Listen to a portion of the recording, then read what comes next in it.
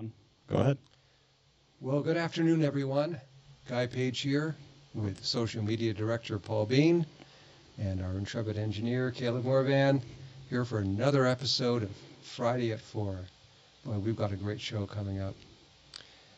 We will be talking about what's next with RFK, Trump, Biden, some great man-on-the-street interviews that Paul did, and he'll be telling you more about how to contact us during the show. First, I want to give you one or two top headlines before we jump right into the show. First thing is that right under the radar, there was some political campaign cancellation going on during a July 4th parade yesterday. That's right. Greg Thayer and Gerald Malloy, who are both on the Republican primary ballot, both have run for office before, for statewide offices. Greg Thayer for lieutenant governor and Gerald Malloy for the Senate were scheduled to walk in the Colchester July 4 parade. But when Greg Thayer got there, he was told, oh, nope, you can't be in the parade. Because 2 years ago, there was a truck that was had some what someone found to be objectionable flags and posters and signs on it. That somehow Gerald Malloy and Mr. Thayer were associated with this truck. So they can't walk. They're not allowed. They were canceled out of the Colchester, Vermont Independence Day parade. And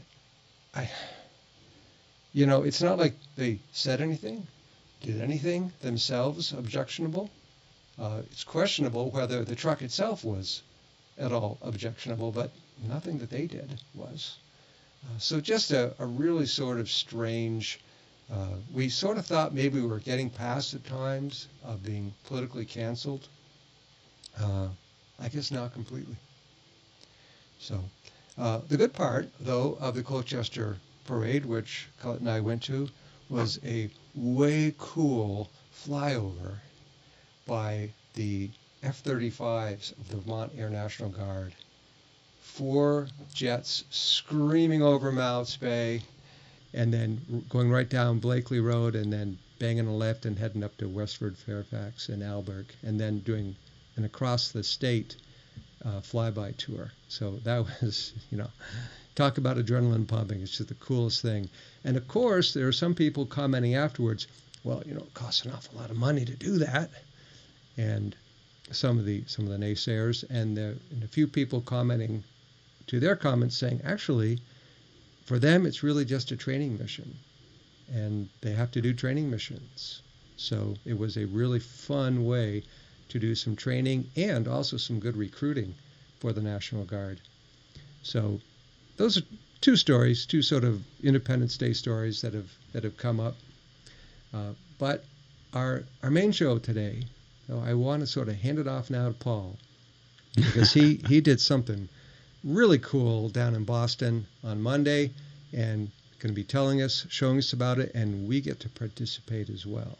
Paul. Yeah.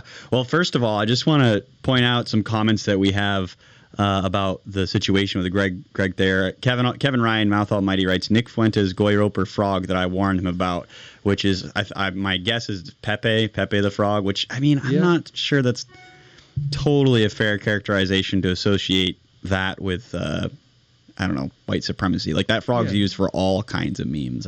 That's right. It's just silly that they would. But good on you, Kevin, for warning of the potential. And EJ writes, the best parades in Vermont are the patriotic parades. Bristol, Virgins are great. You would leave feeling uplifted. Warren is a childish downer. And I will say, as somebody who has walked in that parade, when I ran for state senate in 2022, I walked in that parade and I enjoyed it, but I quickly realized that it was a complete waste of my time, and I probably should have been elsewhere in other parades like Cabot or Wolcott, or not Wolcott, but Cabot definitely, or man, the name of the town is slipping me. Worcester. I should have been in Worcester. But anyway, so to the point of the story. So yeah, I was in Boston, Massachusetts, the birthplace of the American Revolution, which is what I said in all the videos. And I did a 3-part series of really 1 and 30-second long clips of just asking people some pretty basic questions. And the goal was to kind of get like a temperature gauge on how Americans were feeling about their country right now. And so I think that the questions that I asked did a pretty good job at that. Okay. I'm sorry, Kevin. Groyper. Okay, my bad. That's how it's pronounced. Anyway, I just wanted to go down and ask questions about basically. Oh yes, and I'm being reminded quickly too. We had some technical difficulties with the phone setup earlier today. So if you want to write in, by the way, to respond to the questions that I'm about to pose to you, please write in the chat to join in the conversation. But so the questions that I asked were: 1, define the United States in one word. How would you define the United States in one word? I don't want any hyphenated words. That's what but a lot of people had hyphenated words. And then I said 2, is the United States going to make it? Like, are we going to survive as a country? Are we going to persist? And then finally 3, are you voting for Donald Trump, Joe Biden, or RFK Jr.? And I think you'll be pleasantly surprised, well, maybe not, depending on who you are, by the results of the poll. And it was probably around 20-ish people that I was able to get the presidential answer out of. I asked a lot more than that, but not everybody really wanted to reply, which I understand why. Nobody wants to be on camera. Oh my gosh, he said he's voting for Trump. You're fired. You know, you don't want that. But so it was a lot of fun. And if you're interested, I want to hear your replies. How would you define the United States in one word? So let's start there. Some of the words that people used were excellent. And by the way, this video, these questions, the final one will be posted tonight. But the original, how would you define the United States in one word, is live on the Facebook page right now. So go and watch it if you haven't already. But answers like responsibility, or opportunity, liberty, freedom, and then some other people had some more choice words, which I will not say on our show, and I probably really shouldn't say anyway. But I'll say this: it was overall inspiring to hear people's responses for most of what I heard. I think a lot of what we hear about our country and how people seem to be feeling is more cynical, and I think that's what we see online, right? We see that in the mainstream press. We see that from our leaders, even vengeful, some people might say. Like, people just aren't feeling like we're headed in the right direction. But what I picked up from people was there's still a lot of passion for America out there, a lot of passion, and people want to believe in this place. And I talked to not just Americans, I talked to people from all over the globe. And because there's obviously, when you're in Boston, it's a very touristy place, and especially where I was, which was, Quincy Hall, and is it Quincy Hall? Quincy Market. Quincy Market, Faneuil Hall, yeah. And people that are there, they're there with their families, and they're there having fun, and so you have people like on vacation. So it's a good crowd of people to try to ask questions to, because everybody's in a kind of good mood. But often you'll find when you try to talk to people, they don't really want to talk to you. You'll find that not all the time, but I was pleasantly surprised by the number of people that just came up to me and wanted to talk and were like, oh my goodness, please let us be part of the interview. I had 2 girls that were working at the Salty Dog, which is the restaurant right outside Quincy Market. And they said, they came right over, and I said, are you sure, guys? I'm asking you some pretty controversial questions. Your boss is okay with this? They're like, no, he told us to go do it. Okay, perfect. So we had, and I should add, quick shout out to the lemonade guy, the lemonade stand in between Quincy Market and the building directly behind it, which I think it's not technically Faneuil Hall, but the whole building space itself is Faneuil Hall. The lemonade guy next to Quincy Market, he gave me a free lemonade. And he didn't have to do it. He told me, I love what you're doing. This is awesome. Mm-hmm. And so here's a lemonade. But please be sure to shout out my page. So or shout out my lemonade stand. So here I am shouting him out. If you're ever in Boston, Quincy Market, you be sure to say hello to him. I will. Great. In fact, Tim and Joe and I are thinking about going down to Boston. We will make sure we do that. Yeah. Oh, definitely. So while I have you as a captive audience, what's your one word, Paul? Paul Bean in Beantown. What's your one word? Resilient. That's what I would have said. Okay. And if asked to explain that, why would I say that? Well, I think basically what I had picked up from a lot of the people in Boston is I have the same sentiment. Is we've been through a lot. We've been through a lot worse. I think that the Depression was one of the worst times in really world history, but definitely American history. And we got out of that. And actually, the building that we're sitting in right now, my great-grandfather, he lived through the Depression, experienced the Depression, and then throughout his life was able to build something. What building bigger. Are we sitting in? The old Bean Chevrolet building. Yeah, the old Bean Chevrolet building. He grew up during the Depression, so for him to go from living through the Depression where times were just horrible and to then build something that was so economically viable and was able to provide for many children and own homes and land and all these great things. I think we're definitely in a space right now, especially for young people, where we feel, oh my goodness, we'll never be ever going to own our own homes or land or have the things that we want in life. But I just don't think that's true. I think that we're in a tough place right now, but we're gonna be resilient, and because we have been, the country's proven through its institutions that we are. So let's keep doing that. What about you, Guy? What word would you use? Blessed. And I don't say that in any sort of, really religious sense because it's the right thing to say or whatever. But I've just thought, I studied American history at UVM, and it just has struck me. We have had things happen in our country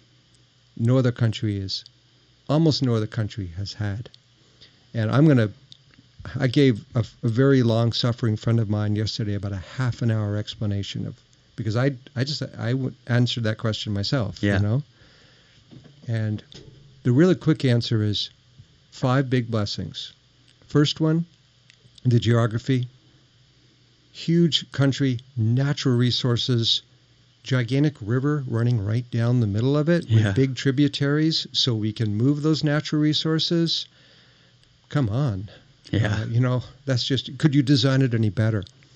The second thing is people who could fairly justly take advantage of, for lack of a better word, that this beautiful country, the founding fathers, who came up with this crazy idea that individuals should have liberty and they should govern themselves. Wow, what an idea. That's never going to work. And wow, it did. And we took on the superpower of the world. We cleaned our clock with the help of the French, by the way. Let us not forget our friends, the French, who we give a lot of grief to sometimes. And so that's number 2, is that we had the founding fathers with that idea, and they made it happen. Number 3, often forgotten. Once we were in power, once those men took power, the leader of that group did not do what everyone else in the history of the world had ever done and declare himself king. George Washington said, nope, thank you very much. I do not want to be a dictator, a tyrant, a king, or anything. I believe in the republic, in the consent of the governed. I'm going home to Mount Vernon. Thank you very much. He knew the responsibility. Yes. And every other, the kings of Europe were just waiting for us to become just like them, and we didn't. And so blessing number 3. Number 4, in our first big divorce, our first big family argument, Civil War, we had the president beforehand was and after were either weak or just not up to the job. Franklin Pierce, I think, in 1856, and then Andrew Johnson after Abraham Lincoln was killed.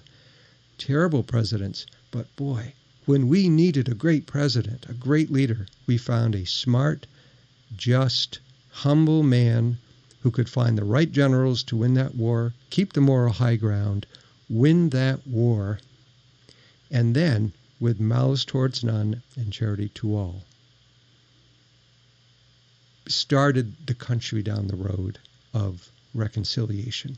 Never looked at the South as the evil empire to be destroyed. Just said, we need to come back together as a family, as a national family. Yeah. So that's number 4. And a lot of countries in the crisis, they don't get leaders like that. They get Hitlers, they get other people. They get people who are incompetent. We got Abraham Lincoln. Yeah. Okay? Out of nowhere. Yeah. And number 5, whatever you think about the president before our current president, The fact is, one-term presidency, and he got to appoint 3 Supreme Court justices. And because of that, we have a Supreme Court that takes very seriously that founding document that those founding fathers, blessing number 2, put forth. And they are realigning the country where they're just in the last few days with decisions that de-emphasize the huge bureaucratic state, which is so much a part of the Constitution, that idea of small government, and many other decisions that are just, I think, really good for the country, necessary. So it gives me hope that we can go from this sort of craziness of the last 3 or 4 years. Maybe we can learn from it, move forward in a constructive way that the founders meant us to. Yeah. I try to make it short. I didn't. But that's kind of my... Don't worry about it. My long answer. Well, it's funny that Lincoln was in there as one of the blessings, really, to a certain degree. I mean, you didn't say Lincoln was 4. Would you say he was 4? Oh, Lincoln was definitely 4. Okay, so when I asked to describe the United States in one word, there was one woman from, I'm assuming she was from China, but she was from somewhere in Asia. And I asked her to describe the United States in one word, and she said, Lincoln? Wow. Yeah. And think about it. I mean, that was a president, 250 years ago? That's right? Is that am I off? About 170. 160. My math was off. It's embarrassing. Yeah. but granted, that's her word to describe the United States, Lincoln. Yeah. So, it was definitely interesting to hear what people had to say, especially from other nations, based off of what they were kind of taught and what they knew. There was a couple that I threw in there. One like a little kid, he's like the greatest, and he was not. I think he was from Azerbaijan. Another kid said oil. He was also from Azerbaijan, which maybe they have a reason for that being his description. Sure. Kevin Ryan, Mouth Almighty, Kevin Almighty, writes, United States equals profound. That's a good answer, Kevin. We want to hear more. Why do you say profound? What's profound about it? Yes, we do. And Jerry Zeller, I hope you don't know. Okay, well, I hope I'm saying it right. Corrupted. Yes, if the supermajority can be destroyed and term limits enacted in every state, when a state political job becomes available and there isn't 2 parties running for that position should be eliminated. Till the next election, if there are 2 parties running. Trump. That's it. Yeah. Wow. Well, that's. I'm surprised. Maybe this is a challenging question. I know when I asked some people on the street, they had to pause and think about it for a minute. How would you define the United States in one word? So anyone, maybe you're just tuning in, or maybe you have been thinking about it for a while. You're maybe embarrassed by your word. I don't know, or maybe you think it's too controversial. We want to hear it. Don't be shy. We don't bite. At least I don't anyway. Caleb might, but I don't. So that's all we have for replies to that question. So okay. If anyone wants to write in, feel free. We're going to move on to the next one. So the next question was, will the United States last? Oh, Kevin writes, the United States is profound because it is the only country designed around human nature deliberately. Yes, that is true. There's many checks and balances. Wow. To try to, and he says, you can just call me Kevin. No, I can't. You have it in there as Kevin Ryan, Mouth Almighty. You are Kevin Ryan. Okay, so the next question was, will the United States last? Is the United States going to last as a nation? Will it last? Will it persist, essentially? And when I asked that question, I said, are we going to make it to a few people? I said, is the United States going to make it? And some people said, make it where? What do you mean, make it where? I said, well, are we going to survive? So for the context, are we going to persist as a country? And just quickly, my response is yes. I think we're going to persist as a country. And Guy, what would you say? We will persist as a country. The question is, what will we persist as? Was it England in, say, 1911 was the undisputed world empire? The sun really did never set on the British Empire, and they had a navy that could clean any other 2 navies right off the face of the ocean, including ours. And then World War I happened, and other things happened, and suddenly they're kind of second fiddle. And when it came to World War II, when that war ended, it was Stalin and Roosevelt and Truman, the United States and the USSR, sitting around the table, kind of deciding what was going to happen, and Britain was sitting there all frustrated, saying, listen to us, and no one listened to them. So, because they didn't really have the stuff anymore as much as we did. So, we will persist. The question is, as what? Will we be some sort of a cog in some sort of globalist empire? The way I think an awful lot of people in our country now really kind of wish we were. Yeah, I think a lot of people want that too. Yeah. Part of me understands why they want that, to be completely frank. Mm-hmm. When like I said, in Boston, talking to a lot of people, international people, and it really is already that way to some degree. Especially, where I was staying in Cambridge, which is where Harvard is. That's where Suffolk is, I believe, or maybe Suffolk's downtown. But there's a handful of universities right in that area. Northeastern. The Northeast. My cousin, she works for Northeastern. And I guess my point with this is everybody there already thinks like globalism. They think that's the way things are going. Actually, my cousin works in the study abroad office. And that's basically like when we went out, we were talking to people that were Harvard students, and they were all from Europe. Like, it's very globalist as it is now. So part of me feels discouraged by that. But part of me also thinks, okay, what is this? What does this look like for the United States in the next 50 to 100 years? Do we combine with Mexico and Canada and form the North American Empire, or we sort of kind of did that with a trade organization and didn't work out all that well. Didn't go too good. Yeah.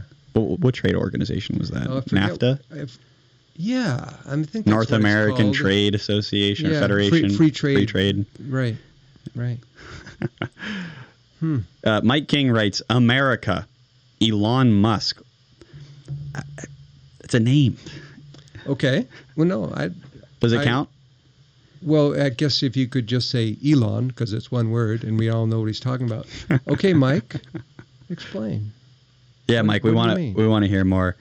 And Jerry Zeller writes, my reasoning behind the second question is you can't keep raising working people's wages to pay for government and their ability to enact laws that is consistently taking from the working to give to the non-working. Wow. I've become more and more aware of that the last few weeks as I see the move to have sort of the institutionalization of homelessness in Vermont. Yeah. And while there's a sense among some that we need to take care of them no matter what, even though, we need to take care of them no matter what, and the rest of us who are producing need to pay more taxes to do that. And I've been thinking a lot about that people who are homeless and who want to not be homeless and who want to work on their issues, whether it's victims of domestic abuse or they need trade skills or there's no housing where they're living or substance abuse, problems with the law. I think it is on us to help them become productive, because we want all people to be productive. Of course. So whatever we can do, even to help them to do that, but it's more than just helping them.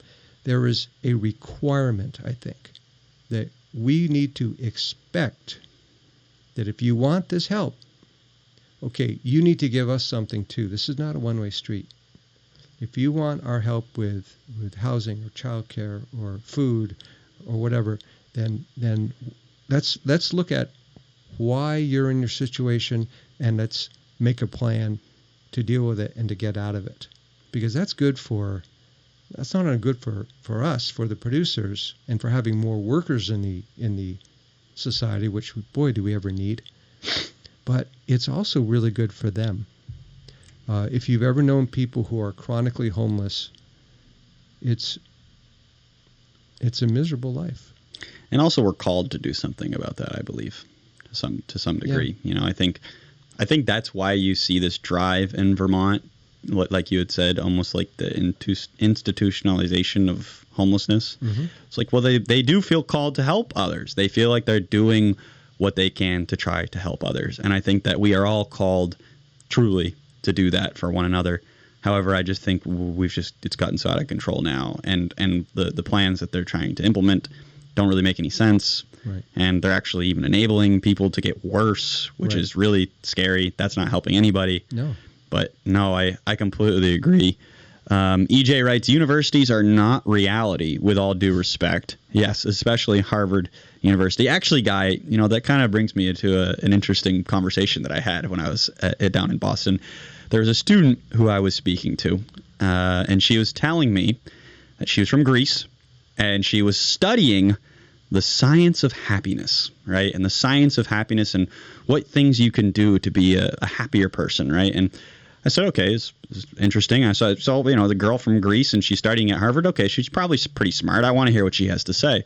So I said to her, so tell me, what is the science of happiness? Like, what is the science behind it? And she says, well, one thing that you can do, for example, is you can just express gratitude. And if you just express gratitude, you'll be happier. So as simple as, just writing down the things that you're grateful every day. And I'm not making fun of her, because I know she's right. I do this in prayer, right? I do this in prayer. I actually do write it out. And I said, okay, so that's great. It makes people happier. But why is it good to do that? Like, what's good about it? Why are you happier? Right?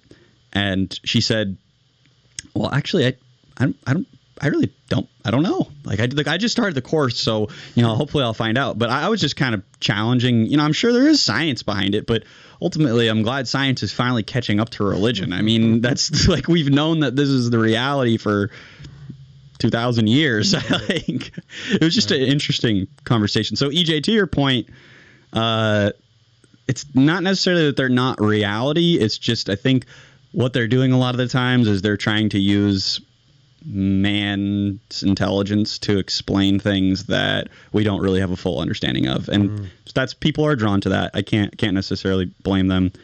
Kevin Ryan writes, nonsense. Happiness is a progress towards your goals, accomplishment.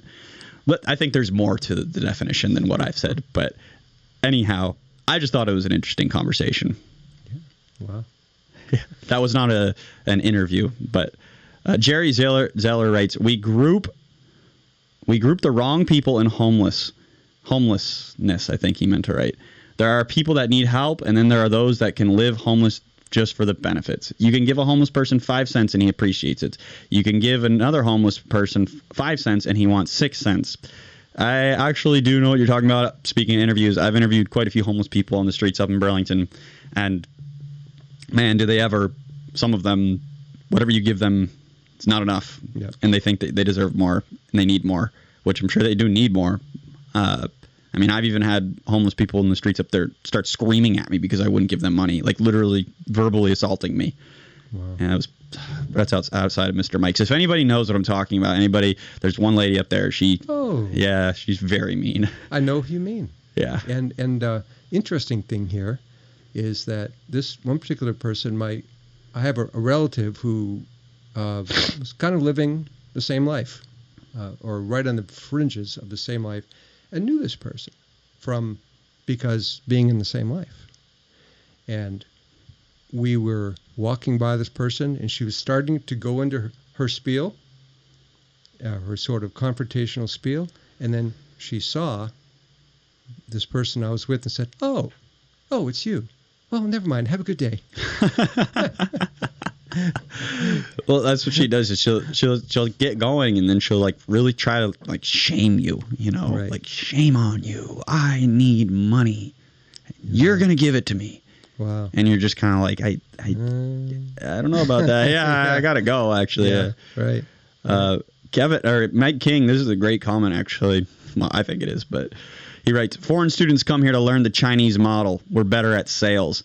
When you think about the branding and everything of the U.S. and then Harvard, I kind of know what you're talking about. That's kind of a good point. Do you know what he means by that? No. I think he just means so there's a push, especially in the United States universities right now, I believe, especially within academia and college professors, Marxism and kind of a communist kind of ideology. And that's pushed heavily in the universities. But they'll tell you, oh, it's not Marxism. It's not. It's socialism, which a lot of the time really. That's a big difference. Well, is there a big difference? I don't think so. I don't think there is either. I wasn't sure if you're being sarcastic or not. But clementines and oranges, maybe. Well, that's kind of my thought. It's like just a different breed of dog, right? Like it's just like they're kind of the same thing.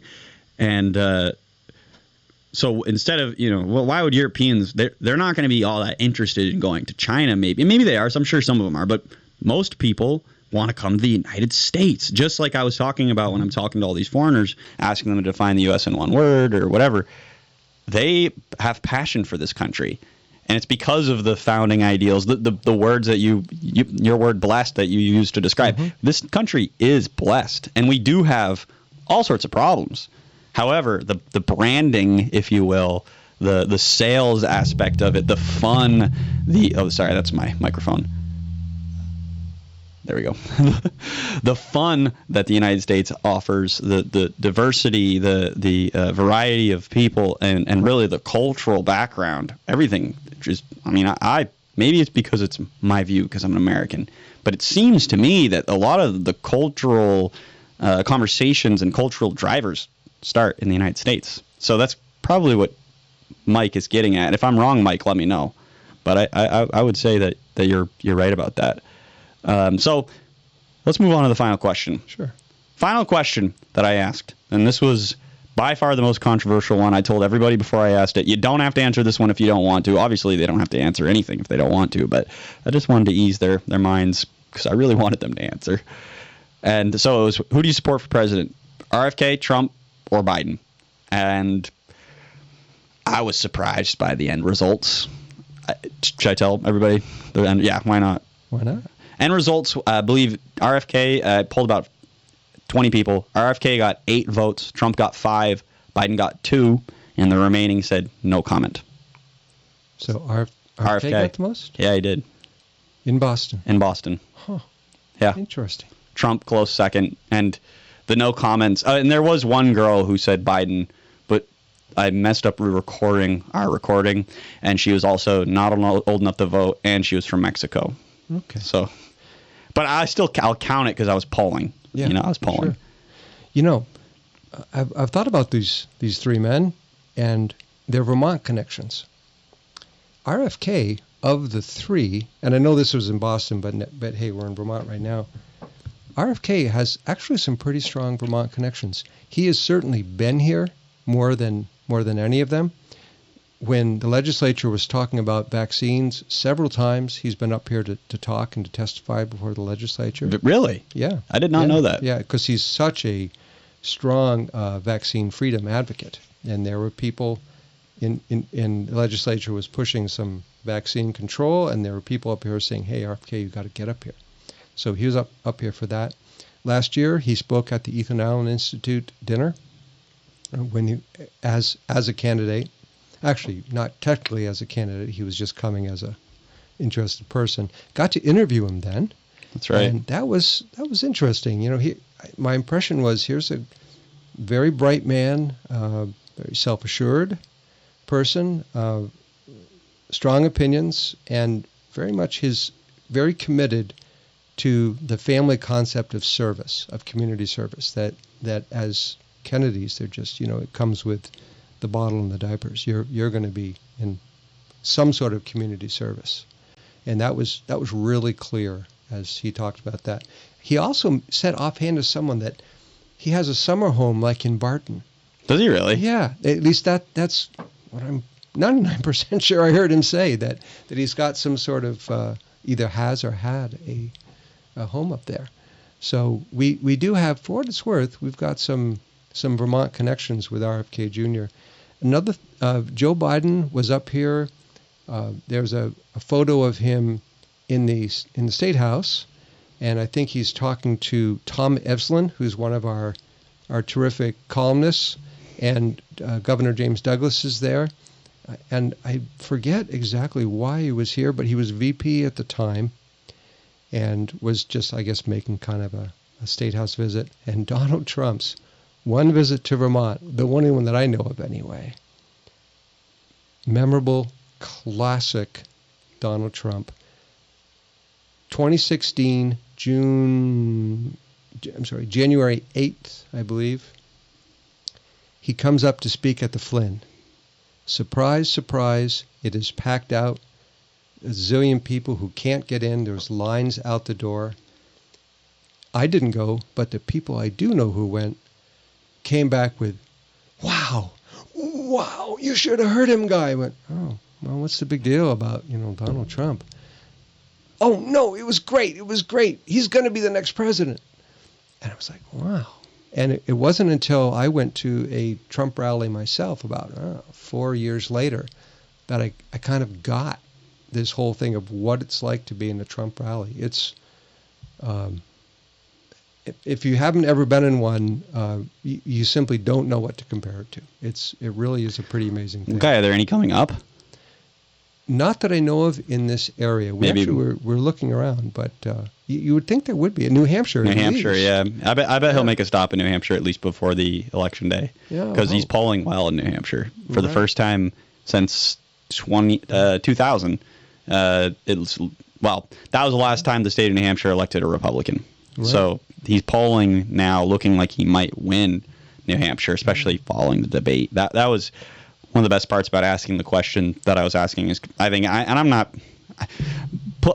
my answer to the question, I would say RFK Jr. I have a photo with RFK Jr. too at the Ethan Allen Institute. I was a big fan of his and the Kennedys as a whole. Yeah. Wouldn't be upset if Trump won, by the way. But if Biden won, I would be. If I'm going to be honest, if I'm being really honest, I think you guys know maybe my slant a little bit. Well, let me give an update on that, Paul. Sure. So supposedly, Biden said in an interview, denied by the press corps or by his press aides in the White House, which probably means it's true. He said, "Well, I'm thinking about it, and I'll probably know in a little while what I'm going to do." Apparently, he has the big donors. I'm talking the billionaire, not the millionaire, the billionaire donors, like the Waltons, the Walton family, as in Walmart. Yeah. Breathing down his neck, saying, "Mr. President, it's time. Yeah. It is time to step aside." And even here in Vermont, that's right. Your good friend, Jim Dandino, my best buddy, the head of the, and we say that facetiously, the head of the Vermont Democratic Party, he was saying on WCAX, well, kind of hard to just sort of unseat him. He'd really have to go on his own, the way the primary, not the primary, but the whole convention thing is set up. He essentially owns those delegates. Yeah. It's almost like they're his property in terms of the Democratic Party. But Alex McLean, who is a former aide to Governor Shumlin and who works for Leonine Public Affairs, which is a big sort of Democratic, among other things, they help a lot with Democratic fundraising, okay? And they have a zillion contacts both in Vermont and outside with big Democratic donors. And she was saying, in effect, Mr. President, time to go. So you have maybe the Democratic machine saying, well, he can stick around because it's his right, but you have the money, the donors, saying, buddy, it's time to go. Kevin Ellis, by the way, who writes the Conflict of Interest blog, someday I think I'd like to have him on the show. He's a strong Democrat, very articulate, and really knows the grassroots of Vermont Democratic Party. He wrote, "It's nearly impossible for anyone to force Biden out of the campaign. He holds the delegates. For another candidate to replace Biden, the president would have to withdraw from the race. He then has to decide what to do with his delegates." But there's also a strong sense that, and Kevin says this as well, really maybe someone's got to talk to him and say, if they haven't already, it's time. Yeah. It's time to go. And then is it President Kamala Harris, and does she maybe appoint, I don't know, Michelle Obama or someone like that? I got to think that if Kamala Harris is VP, is made president, there's no way in the world she's going to appoint anyone and then just step down. No. I just can't see that happening. And for that matter, we got to think long term too, looking at the election, no matter who they decide to put up, there's still concerns of election integrity, and that's a whole other subject itself.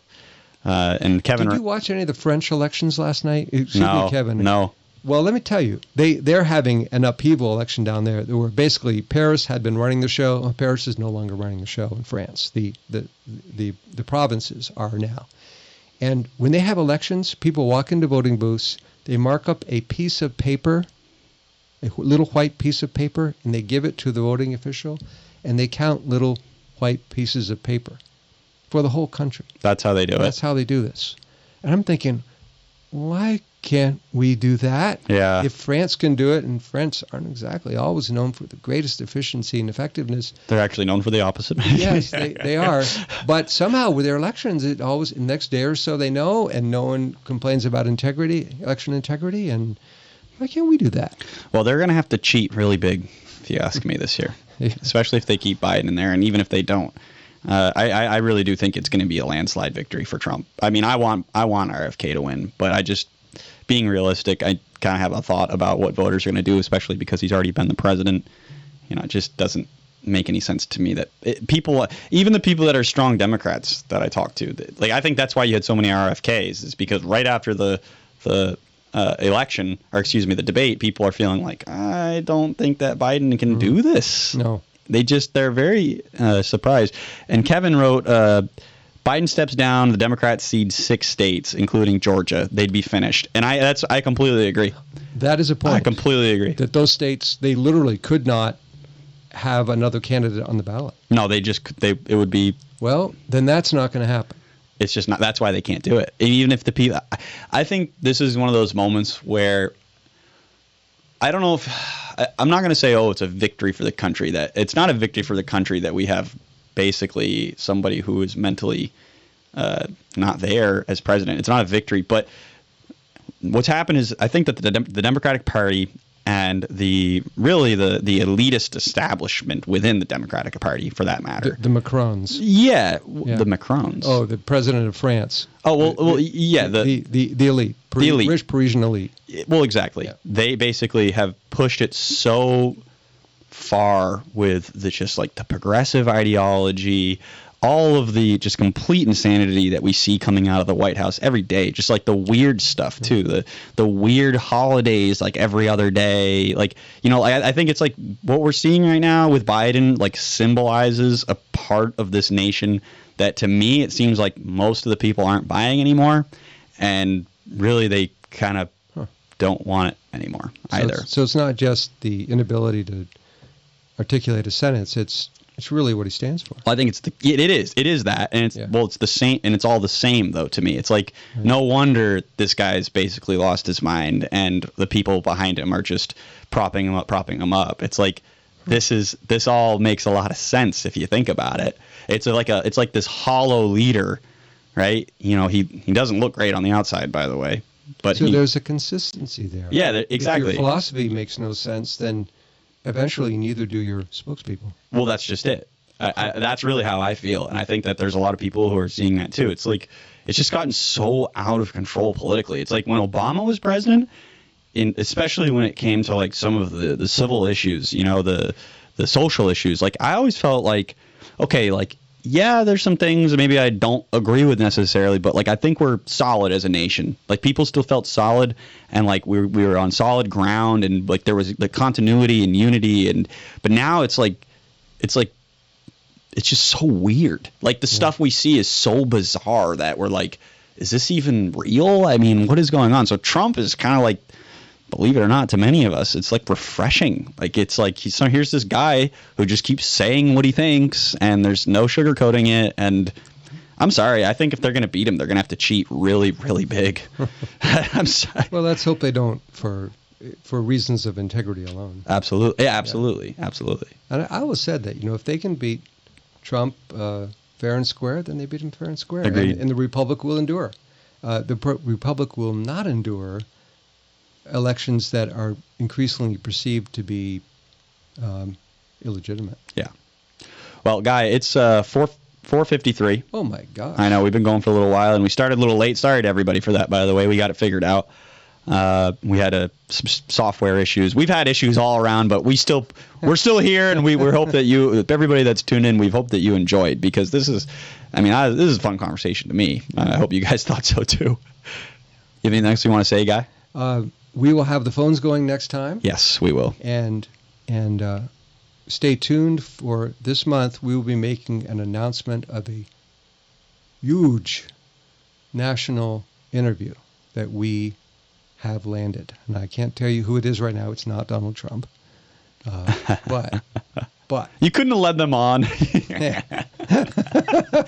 couldn't just let them think that. Yeah. So anyway, we're looking forward to being able to announce that. And I want to thank you, Paul, and thank you, Caleb. Thank you for all the people who messaged us in. Yeah. And we will see you next Friday at 4. Would you say that you're grateful, Guy? I am grateful. I'm grateful too. Yeah, I am. Thanks. How about you, Caleb? You grateful? Absolutely. Well, that's good to hear. Okay.